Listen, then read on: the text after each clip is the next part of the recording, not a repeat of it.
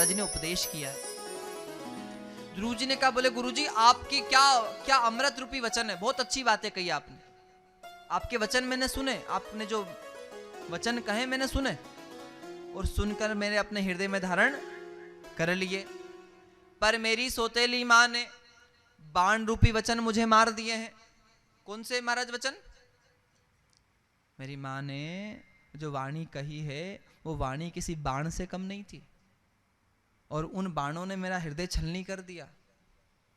और जब वो बाण लगे ना महाराज, तो वचन सुने और वो वाणी मैंने हृदय में धारण करी आपकी, पर उन बाण लगे हृदय में वो वचन टिक नहीं सके, वो सारे वचन बह गए महाराज। अब मुझे ये बताइए, आपकी बातें तो सब अच्छी थी, मुझे भगवान कैसे मिलेगा? क्या कहा? बच्चा कितना बड़ा है?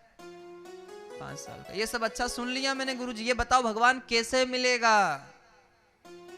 और जैसे ही कहा, नारद जी ने ध्रुव का भरोसा विश्वास देखा, तब नारद जी कहते तुझे भगवान पक्का मिलेगा, तुझे गुप्त मंत्र सिखाता हूं।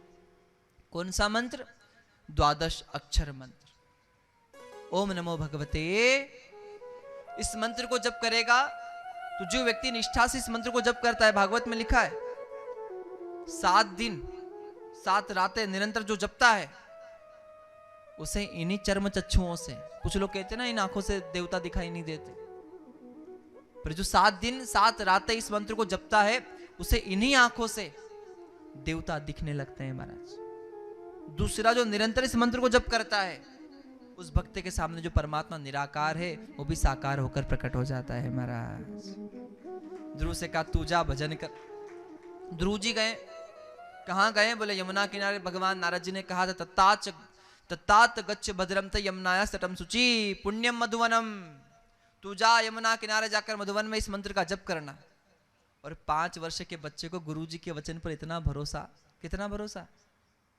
गुरु जी ने कह दिया इस मंत्र से भगवान मिलेगा तो पक्का मिलेगा, और आकर जप करने लगे व्रत के साथ।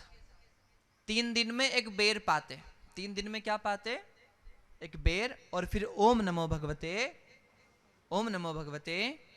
फिर 3 दिन पूरे होते तो फिर एक बेर खाते। ऐसे करके 1 महीना पूरा किया। दूसरा महीना शुरू हुआ तो 6 दिन हो गए कुछ नहीं खाया। 6ठे दिन एक सूखा पत्ता खाया, एक पेड़ से जो गिरा हुआ पत्ता है, सूखा पत्ता खाया। और दूसरे महीने में 6 दिन में सूखा पत्ता खाकर ओम नमो भगवते इस मंत्र को जपने लगे। दूसरा महीना भी था, तीसरा महीना लगा तो 9 दिन में ना तो सूखा पत्ता ना बेर, जल पीते। क्या? सिर्फ जल। उम्र कितनी है? खाली 5 साल। ये व्रत है, ये तपस्या है। लक्ष्य क्या है? भगवान से मिलना। क्या कहें आप लोगों से, कहो राधे राधे। 4था महीना लगा, जल का भी त्याग कर दिया। 15 दिन में 1 बार वायु का आहार किया। 4था महीना पूर्ण हुआ। 5वें महीने वायु का आहार भी त्याग कर दिया। 6ठा महीना लगा, अपने प्राण ब्रह्मांड में चढ़ाकर एक को अम्भव श्याम जो हुआ था, ध्रुव और भगवान अपने निराकार रूप में, ध्रुव भगवान के निराकार रूप में अपने आप को स्थापित करते हैं। मैं देखूं महाराज, जहां ध्रुव ने अपनी सत्ता को सर्वत्र स्थापित कर दिया, सब जगह ध्रुव ही ध्रुव। अब ये वाणी में कैसे समझाऊं आपको, समझना। कहो राधे राधे। आपने सुना होगा ना, मुझे मेरी मस्ती कहाँ लेके आई, जहां मेरे अपने सिवा कुछ नाही, सभी में खड़ा मैं हूं, सिवा मेरे अपने कहीं कुछ। उस गति को ध्रुव जी पहुंच गए हैं। सब अपने आप को महाराज, ध्रुव शरीर में नहीं है, ये हमारा रूप भी है, हम शरीर नहीं है, हम सर्वत्र हैं। और ध्रुव जी जब 6ठे महीने में वहां उस स्थान पर पहुंच गए, अपने प्राण ब्रह्मांड में चढ़ा दिए और अपनी श्वास रोक दी। क्या रोका? अपनी श्वास। अब ध्रुव कहाँ है? बोले पेड़ों में, वन में, पशु में, पक्षी में, जीव चराचर जगत में, मनुष्य में, साधु में, देवताओं में, कौन है? और ध्रुव ने अपनी आप की श्वासें रोकी, और जैसे श्वास रोकी, चराचर जगत की श्वासें रुक गई महाराज।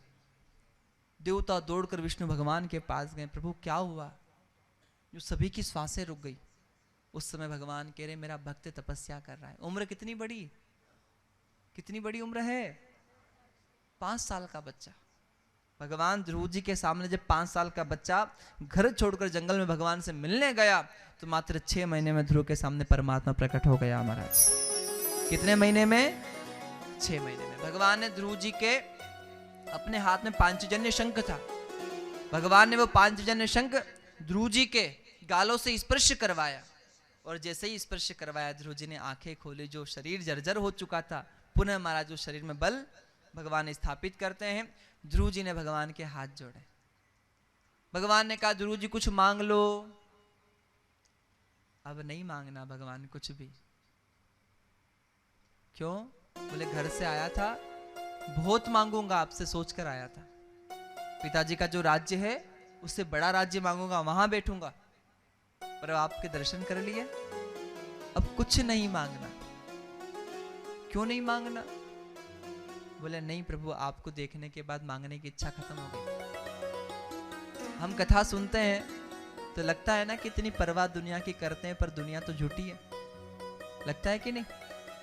भगवान की कथा सुन के ऐसा लगता है कि महाराज ये दुनिया झूठी, सच्चा परमात्मा है। तो जिनकी महिमा और कथा सुनकर हमारे मन में ऐसा भाव आ जाता है कि दुनिया झूठी है, जब वो परमात्मा प्रत्यक्ष सामने आता है ना तो ये विश्वास मन में बैठ जाता है कि दुनिया झूठी ने, साचो खाली भगवान है। और झूठ के लिए क्या मांगू, इसलिए भगवान मुझे कुछ नहीं चाहिए। ध्रुव जी चाहते हैं मैं भगवान की स्तुति गाऊं। क्या चाहते हैं? स्तुति गाऊं, पर स्तुति पता नहीं थी। तो ध्रुव जी हाथ जोड़े खड़े, भगवान ने पांचजन्य जब स्पर्श करवाया, ध्रुव जी के हृदय में चारों वेदों का ज्ञान हुआ और 12 श्लोकों में ध्रुव जी ने भगवान की स्तुति को गाया है।